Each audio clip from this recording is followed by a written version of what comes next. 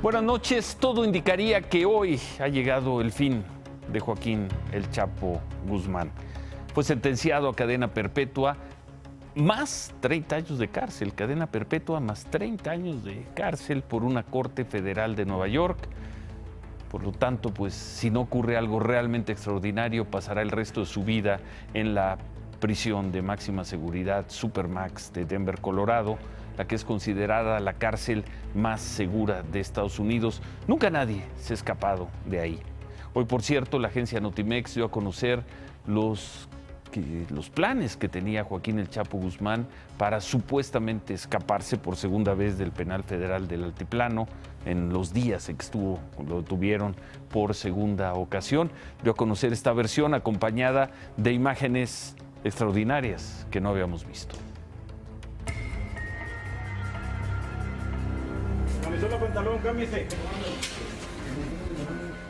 Aquí, en exclusiva para Notimex, imágenes inéditas de aquel traslado de Joaquín El Chapo Guzmán.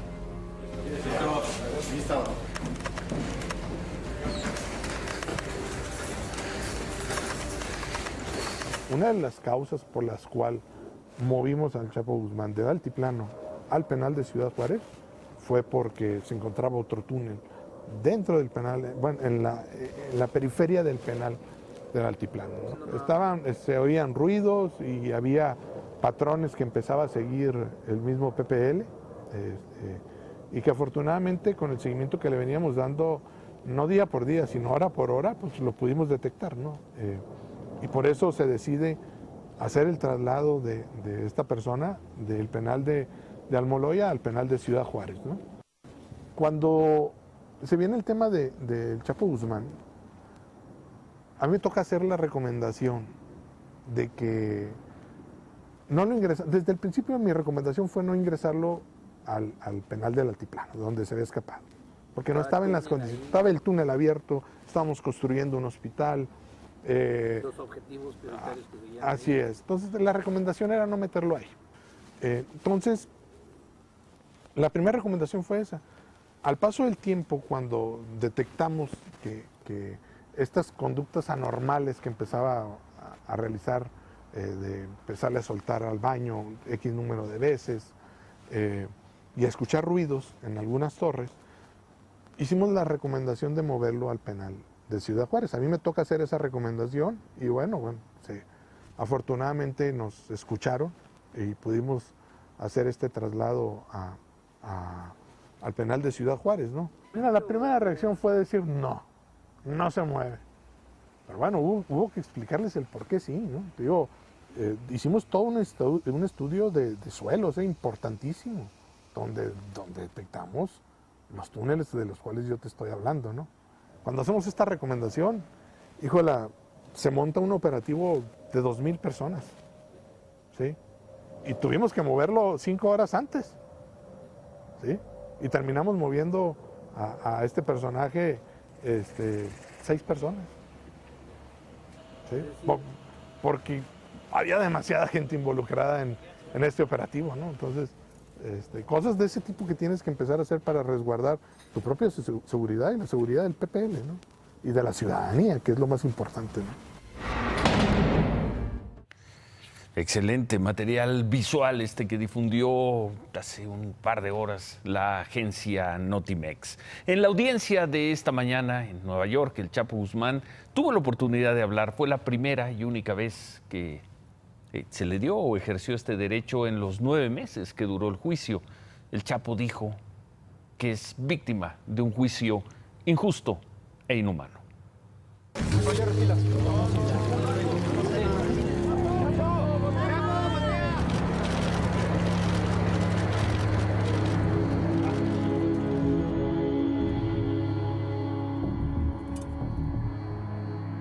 Mr. Guzman thought for more than 25 years that he was untouchable, that there was no problem affecting the Sinaloa cartel, that he couldn't bribe, intimidate, torture, or kill. Justice was done today for the American people.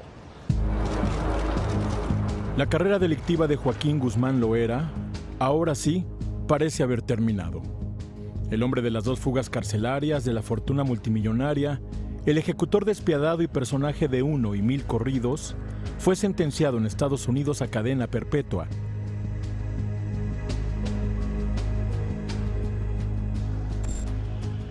$10 cargos por narcotráfico, 39 audiencias y un desfile de testigos en contra prepararon su camino a una prisión de por vida. Temprano, más de 50 personas esperaban entrar a la Corte Federal donde se haría historia. Una de las primeras en llegar, su esposa, Emma Coronel. Emma, tu sentir este día.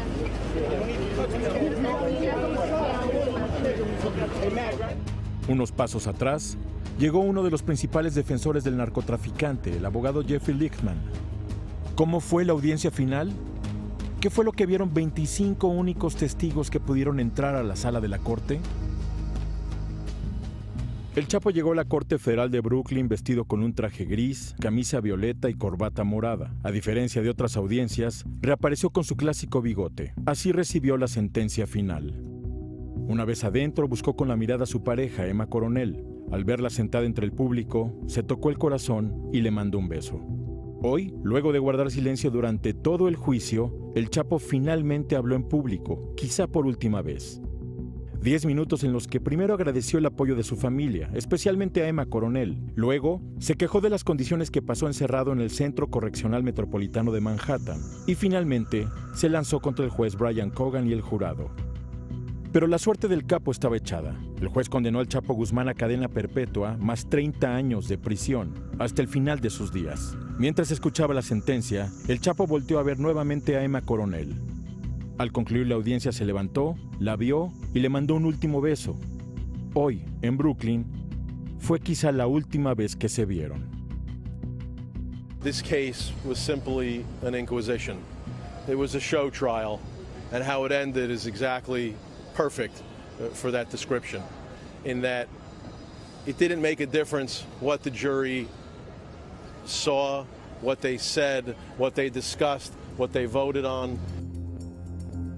Joaquín Guzmán Loera pasará el resto de su vida tras las rejas de Florence, Colorado, lugar de la prisión federal más segura de Estados Unidos. Ahí, su sueño de fuga, sueño de libertad, habrá definitivamente terminado.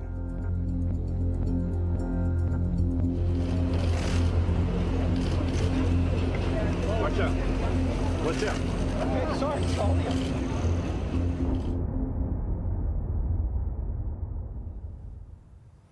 Cadena perpetua y además 30 años. Parece una broma de muy mal gusto, pero esa es la condena. Además, la Corte Federal de Nueva York ordenó al Chapo pagar, tampoco es broma, $12,600 millones de multa. Parte de ese dinero, se acordó en la Corte, irá a las víctimas directas del Chapo. Aquí en México, Santiago Nieto, el titular de la Unidad de Inteligencia Financiera, informó que ya trabaja con autoridades de Estados Unidos para ubicar y eventualmente congelar cuentas relacionadas con las actividades del Chapo Guzmán. Vamos a regresar al tema al final del programa y creo que esta noche es la noche para contar algo que tuvo que ver con Joaquín el Chapo Guzmán. Una entrevista con nosotros en Imagen Noticias para el nacimiento del canal hace 3 años y la negativa del gobierno federal, del Gabinete de Seguridad, del secretario de Gobernación Miguel Ángel Osorio Chong para que esa entrevista tuviera lugar. Cerramos el programa con eso.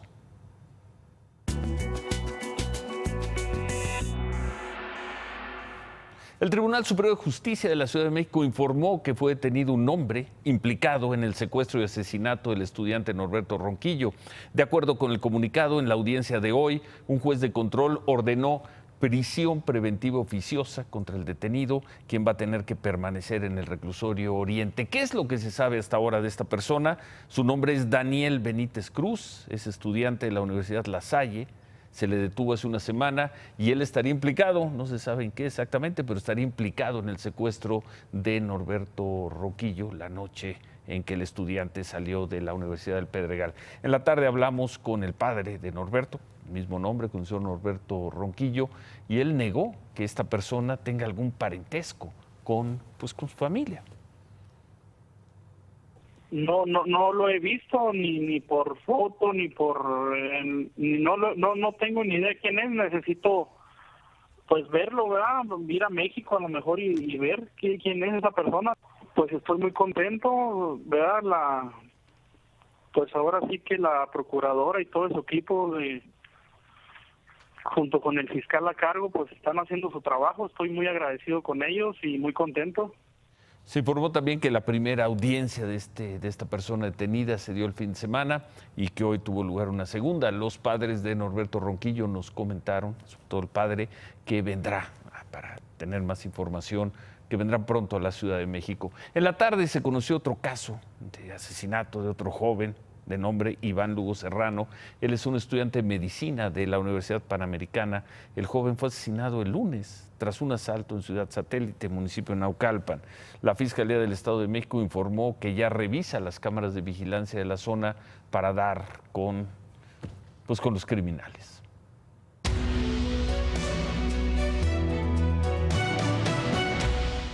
El jueves dimos a conocer estas imágenes. Pobladores, las vamos a ver, pobladores de Santa Rosa de Lima, en Villagrán, Guanajuato, bloquearon la autopista Celaya-Salamanca. Recordarán, exigían justicia, acusaban a policías estatales de haber matado a un joven que se identificaba como Leonardo García. La versión oficial por parte del gobierno de Guanajuato aseguraba que se había dado un enfrentamiento y que los policías estatales habían repelido el ataque de los agresores, quienes iban en una camioneta que además estaba reportada de robo. Esa fue la versión oficial, pero hoy familiares del joven acusaron que no hubo tal enfrentamiento y que Leonardo fue detenido, esposado, torturado y asesinado por la espalda. Familiares de Leonardo le entregaron estas imágenes al reportero Humberto Padgett. Son fotos tomadas en la morgue. El cuerpo aparece golpeado y con algunas quemaduras. Con estas fotos, la madre del joven y la familia, pues, quiere desmentir la versión oficial del gobierno de Guanajuato. Humberto Padgett habló con la madre de Leonardo y esto fue lo que le dijo. Pues es que a mí nada más me avisaron que estaban golpeando a mi hijo los Fespe. Entonces yo quise ir al lugar donde se estaba sucediendo eso. Entonces cuando llego ya me entero de que mi hijo está muerto. Según mi hijo murió en un enfrentamiento, pero mi hijo no usaba armas. Entonces, y aparte si fue en un enfrentamiento, ¿cómo es que mi hijo iba a estar esposado? Él esposado, ¿cómo iba a poder disparar si ellos lo arrestaron antes de matarlo?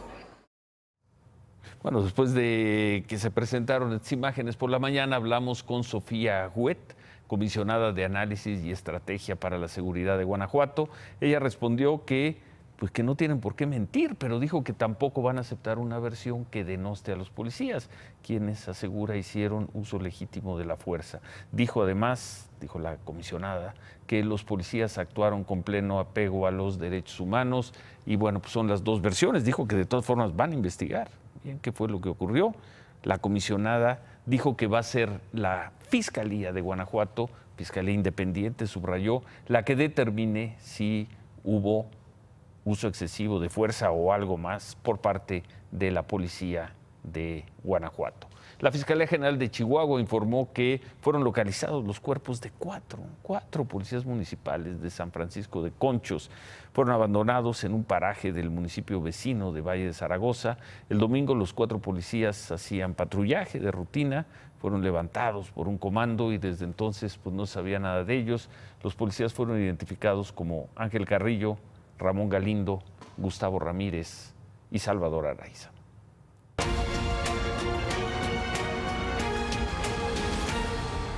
Se anunció que hoy habría bloqueos y además bloqueos totales en diferentes puntos carreteros del país. Se hablaba de prácticamente todo el país y bueno, fueron en 25 estados a donde se extendió los bloqueos, las protestas de campesinos y productores agrícolas en la llamada Movilización Nacional por la Productividad.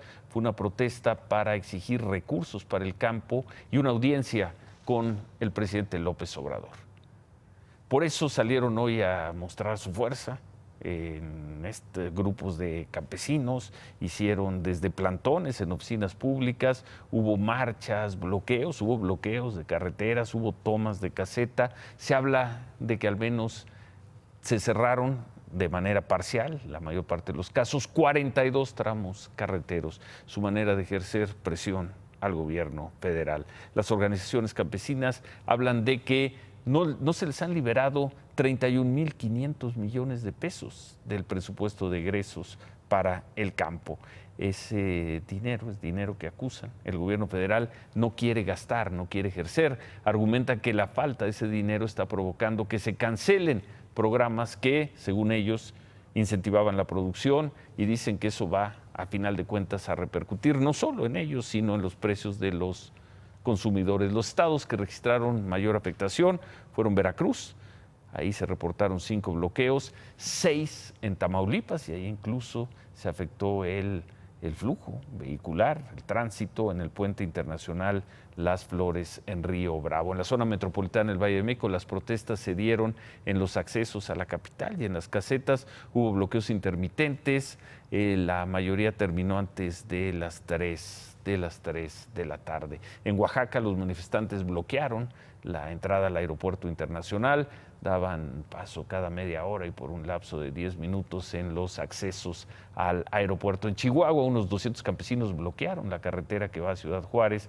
a la altura de la zona conocida como Curvas del Perico, y bueno, pues ahí también hubo problemas serios de tráfico. Temprano el presidente López Obrador les mandó este mensaje a quienes para ese entonces todavía no comenzaban los bloqueos.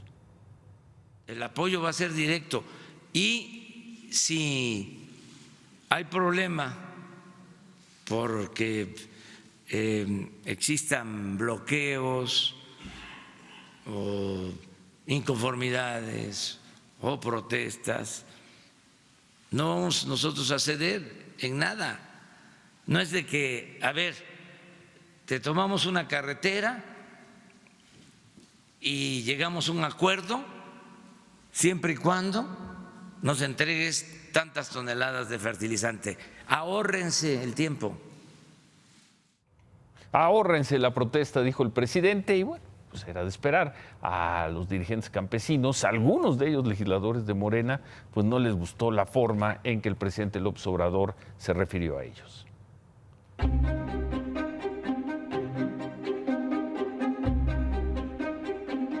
Se quedaba mucho dinero en la intermediación o por actos de corrupción. Líderes con sus camionetas de lujo, cinto piteado, sombrero tejano, camisa de cuadro de marca, líderes nylon, con todo respeto. El presidente de la Comisión de Agricultura en la Cámara de Diputados, Heraclio Rodríguez, defendió las protestas de los campesinos porque dijo sus reclamos son legítimos.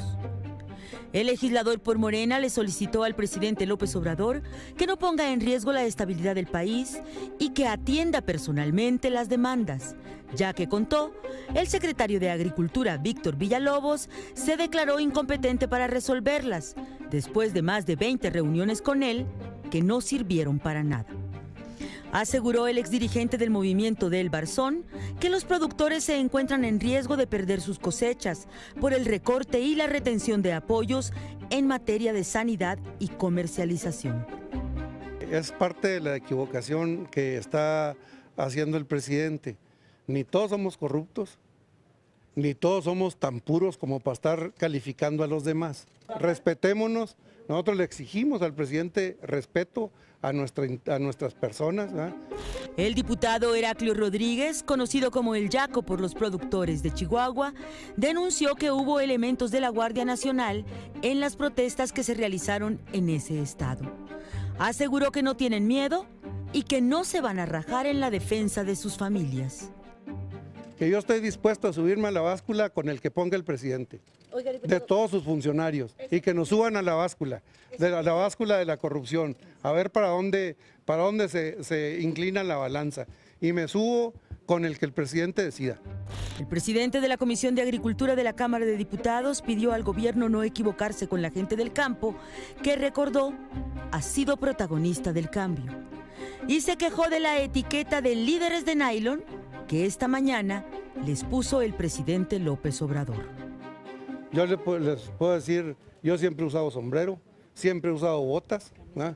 Pero además, si traemos botas caras o baratas, es el esfuerzo de cada quien.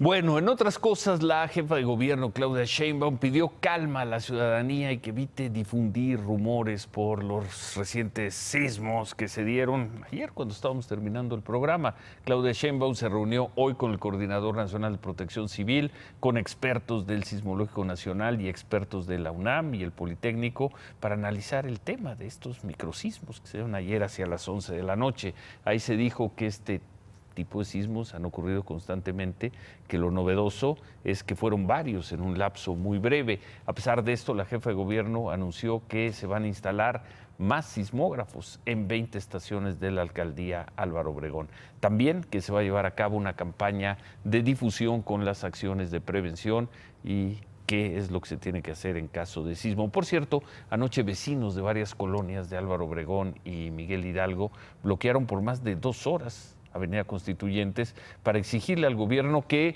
pare, que detenga las obras de ampliación de la línea 12 del metro. Los vecinos argumentaron que esas obras son las que están provocando los microsismos, sí, tal cual. Incluso personal de la alcaldía de Miguel Hidalgo suspendió las obras en construcción. Este es uno de esos rumores de los que hablaba Claudia Sheinbaum, quien aclaró que los expertos explicaron que los microsismos son provocados por fallas geológicas activas en una franja volcánica que va de Jalisco a Veracruz, que ninguna actividad humana como obras de construcción tiene que ver con este fenómeno y que no hay suspensión.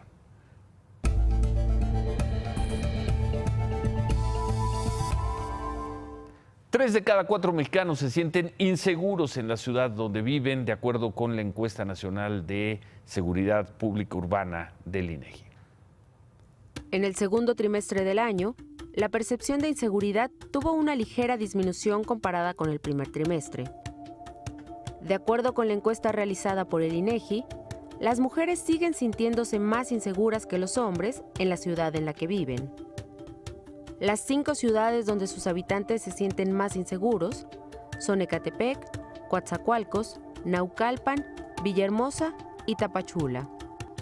Las ciudades en las que más aumentó la percepción de inseguridad fueron Saltillo, Hermosillo, Manzanillo, Lázaro Cárdenas y Los Mochis. En Manzanillo, una de las ciudades en las que más aumentó la percepción de inseguridad, el 26 de mayo un joven de 15 años fue asesinado en un asalto en una tienda de la cadena Kiosco. Las ciudades donde sus habitantes se sienten menos inseguros son San Pedro Garza García, Mérida, San Nicolás de los Garza, Los Cabos y Durango. San Pedro Garza García es la ciudad en la que se registró la mayor disminución en percepción de inseguridad, junto a Tuxtla Gutiérrez, Guadalupe, Puerto Vallarta y Mazatlán. A nivel nacional, el lugar más inseguro para los encuestados siguen siendo los cajeros automáticos, seguidos del transporte público y los bancos. En esta ocasión, el INEGI agregó una pregunta sobre el desempeño de la Guardia Nacional. 3 de cada 10 mexicanos mayores de 18 años la conoce, y el 70% de ellos considera que es algo o muy efectiva. Le va bien a la Guardia Nacional en esta encuesta y le va muy bien otra vez y como siempre, tanto al Ejército como a la Marina. Veíamos en esta nota que Naucalpan es considerado por sus propios habitantes como uno de los municipios, alcaldías más peligrosas del país. Vamos a ver una historia precisamente que se dio ahí. Hace casi 3 años, van a ser 3 años, un joven fue detenido ahí porque supuestamente participó en el asesinato de 5 personas, ocurrido en 2015. Sin embargo, su familia asegura que no es culpable, pues cuando se dio ese homicidio, él vivía en Monterrey. Parece, y lo estaremos documentando en los próximos días, otra historia plagada de irregularidades. Parece, otra vez, una historia en donde la persona sentenciada no tuvo que ver en los hechos.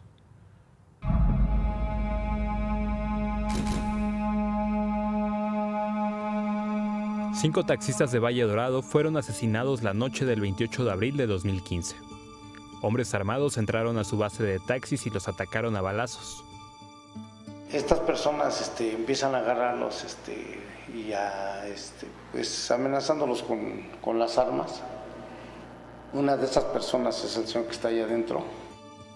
Un año y medio después de los asesinatos, fue detenido Vieri García Soto, quien está acusado de haber acompañado a los asesinos de los taxistas. Sin embargo, su familia asegura que él no estaba en el Estado de México cuando ocurrieron los hechos. Él es inocente, él estuvo conmigo. Yo se lo puedo decir porque él estuvo un año completo conmigo en Monterrey y en ningún momento vino para México. La defensa acusa que durante el juicio nunca se mostró ninguna evidencia técnica, científica o pericial que acreditara la participación de Vieri en los asesinatos. La única prueba en contra fue un solo testigo, el dueño de la base de taxis, quien aseguró que lo vio junto al grupo de hombres que los atacaron. Con ese solo testigo, el juez Ismael Alfredo Hernández dio una sentencia de 62 años de prisión a Vieri. Ese juzgador, del análisis efectuado a la declaración del testigo Fabián Rosales Flores, no advirtió algún dato, alguna información que me llevara a dudar de sus señalamientos. Si bien no se logra un nivel de certeza en el presente asunto, dado que no contamos con mayores elementos de prueba, los medios probatorios que sí se desahogaron permiten a este juzgador acreditar más allá de la duda razonable, no solo el delito, sino también la participación del acusado aquí presente. Además, el juez rechazó las pruebas que se presentaron a favor de Vieri. Su defensa entregó distintos documentos para comprobar la residencia en Monterrey. Entre ellos, una carta escrita por el jefe de Vieri para la Fiscalía del Estado de México, en la que declaró que el joven trabajó el día que ocurrieron los hechos. La carta venía acompañada de una copia del registro de la entrada y salida de Vieri de la empresa de seguridad donde trabajaba. El día 29 de abril me tocó laborar. Ese día me tenía yo que reportar cada hora al JT, al jefe de turno. Entonces yo me reporto cada hora durante el día y cada hora durante la madrugada.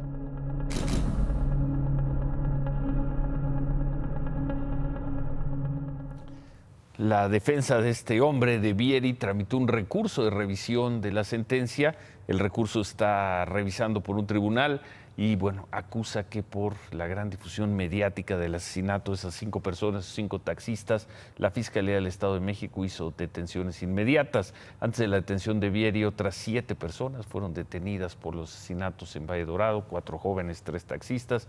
Las investigaciones indicaban que se trataba de una supuesta disputa entre 2 bases de taxis rivales en esa zona de Naucalpan. Tenemos más sobre este caso, lo presentaremos en los próximos días. En otras cosas, el titular de la Unidad de Inteligencia Financiera, Santiago Nieto, informó que ha bloqueado 8 cuentas bancarias relacionadas con la investigación de supuesto lavado de dinero en Caja Libertad Servicios Financieros, empresa de la que fue director Juan Collado, actualmente preso y acusado de uso de recursos de procedencia ilícita. Un juez de la Ciudad de México ordenó la detención de Gonzalo Gil White, hijo de Francisco Gil Díaz, quien fuera secretario de Hacienda en el gobierno de Vicente Fox. Lo acusan a él y a otras 4 personas de un supuesto desvío de más de 750 millones de pesos en la empresa Oro Negro, esto en perjuicio de los inversionistas de esa empresa. En las operaciones también se dice se habría agravado a las empresas de Afores que invirtieron recursos en Oro Negro. Además de Francisco Gil, el juez también ordenó detener a otros 4 directivos de la empresa. El titular de la Unidad de Inteligencia Financiera, otra vez, Santiago Nieto, informó también que fueron aseguradas 19 cuentas bancarias de personas y empresas que estarían implicadas en una red que desde México vendía a sobreprecio despensas al gobierno de Venezuela. El monto del dinero congelado se calcula en 150 millones de dólares. Recordarán que este caso lo dio a conocer la entonces PGR el año pasado y lo cubrió especialmente Excelsior. Hay 3 denuncias por estos hechos.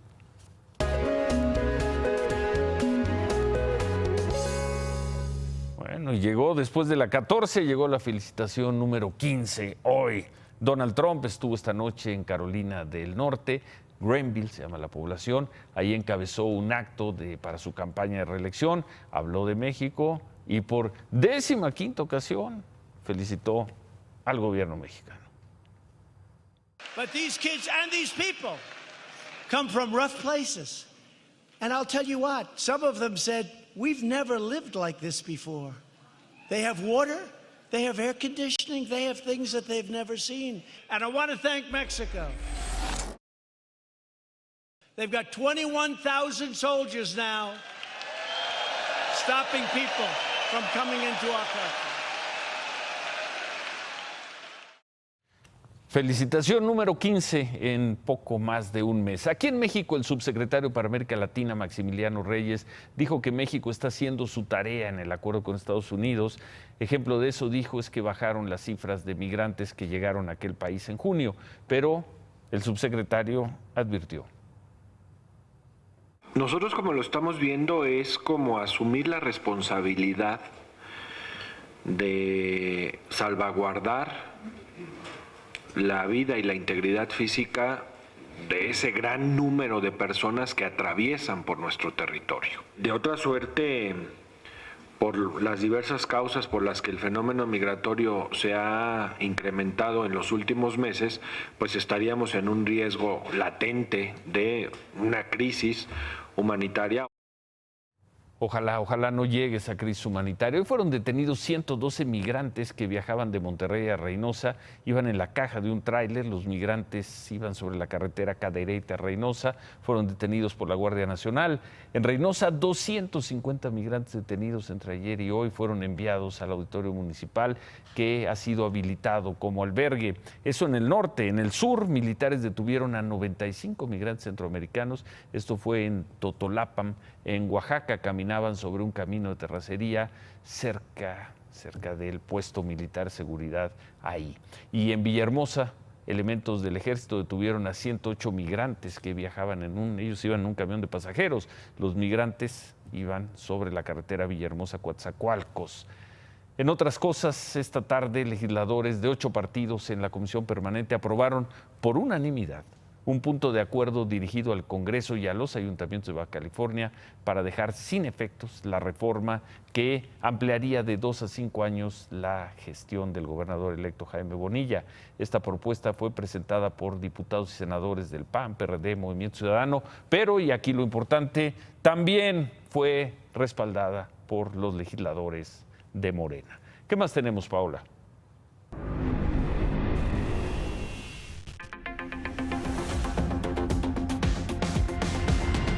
Después del informe presentado por la Semarnat sobre el derrame de ácido sulfúrico en el Mar de Cortés, Grupo México informó que es imposible que este hecho cause algún daño al ecosistema marino, ya que el ácido sulfúrico es una sustancia que al entrar en contacto con una solución alcalina como el mar se neutraliza. También señalaron que la terminal ubicada en la bahía de Guaymas tiene características geográficas que hacen menos factible la presencia de corrientes de agua que permitan la dispersión de sustancias al Mar de Cortés. Por su parte, la Semarnat informó que continuará con las investigaciones.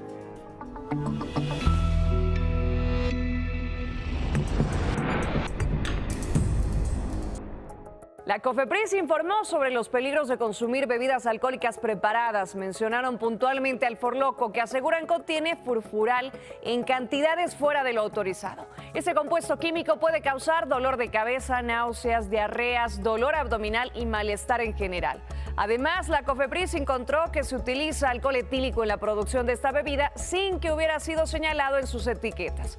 Informaron que continuarán revisando este tipo de bebidas para advertir a la ciudadanía, en especial a los jóvenes.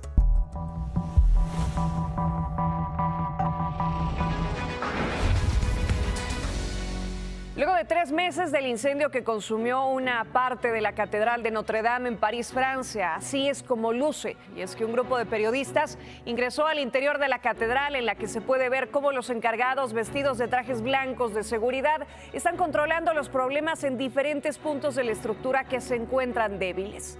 Los trabajos de reconstrucción todavía no comenzaron, ya que aún existe el riesgo de que la bóveda pueda colapsar, según dijo uno de los arquitectos a cargo.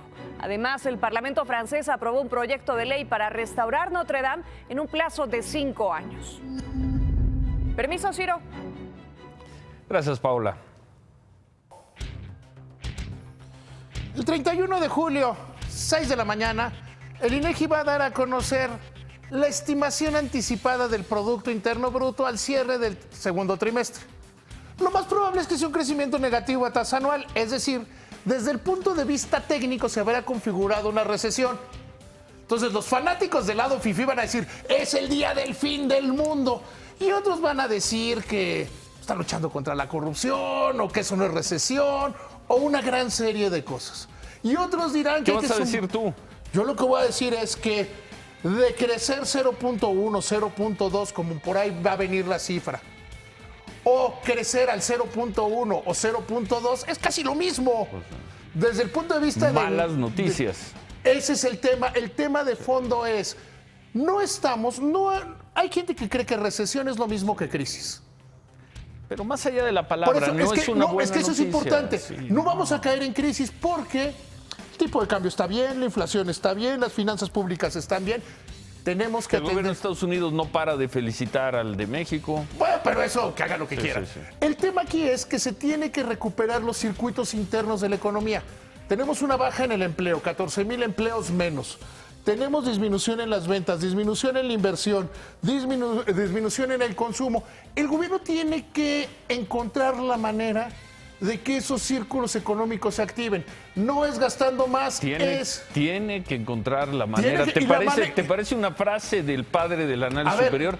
échame la cámara. Tiene que encontrar A ver, la manera. échame la cámara. Este Venga. gobierno o cualquier otro gobierno lo que tiene que hacer es estimular el crecimiento de la Eso. economía. Y Arturo Herrera tiene razón cuando dice que hay que reunir el mensaje No pierde el estilo, padre. y explicarlo Sí. bien. Explicar bien lo que están haciendo. Ayer te decía que en una de esas van a convencer a los analistas de que no está tan mal como ven algunos el plan de Pemex. La cosa a veces, y lo voy a hacer como resumen. Venga, pero déjame decir, remátala, David. A veces una de las mejores herramientas de política económica es explicar lo que estás haciendo y parar las especulaciones. Javier. Ciro, de regreso, nuevo director de selecciones nacionales. Diremos por qué todo cambia para no cambiar. Regresamos con esa reflexión. Regresamos con eso y hoy es una buena noche, hoy después de la sentencia de Joaquín Chapo Guzmán, para conocer que por escrito a través de la señora Emma Coronel y de sus abogados nos concedió una entrevista para el nacimiento de este programa. Vamos a ver por qué esa entrevista no tuvo lugar. Regresamos también con eso.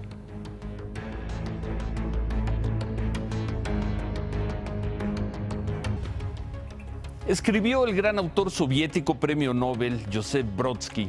Escribió que la épica no termina nunca, ya que es centrífuga como la incertidumbre. No se trata de retar a Brodsky, pero hoy asistimos al final de una épica.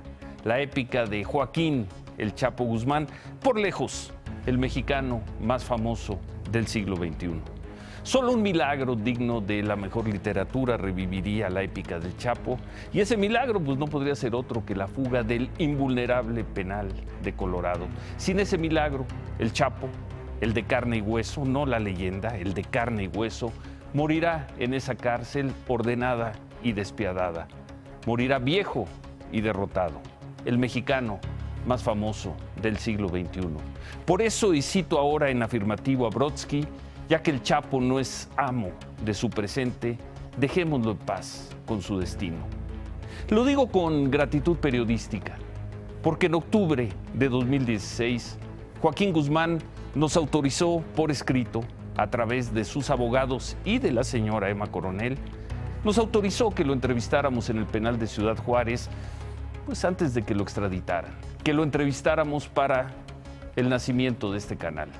El Gabinete de Seguridad del Gobierno Federal, encabezado por Miguel Ángel Osorio Chong, nos negó la posibilidad de entrevistarlo. Octubre de 2016, teníamos la autorización por escrito, ni hablar. Imagen Noticias con Ciro Gómez Leiva, lunes a viernes 10:30 p.m.